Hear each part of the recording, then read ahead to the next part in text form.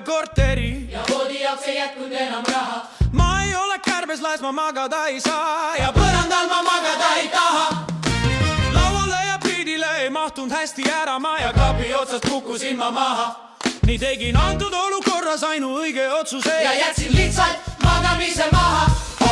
15 magamata ööd olen hüppinud kohvi maha. Tahtin porno telekas kuni päev. 15 magamata ööd olen spidilaksu all ja mustad kotid silme all. 15 ööd ja 15 päeva olen ärkvel olnud ma. ja see ei ole üldse mitte paha, lõpuks on mul mahti tegeleda oma eluga, sest aega on mul rohkem nüüd kui raha. 15 tundi päevas järjest vaatan televiisori ja istun TikTokis kaua tahan. ainus väike mure on kosmeetilise loomuga, sest magamatus kuivaks teeb mul naha.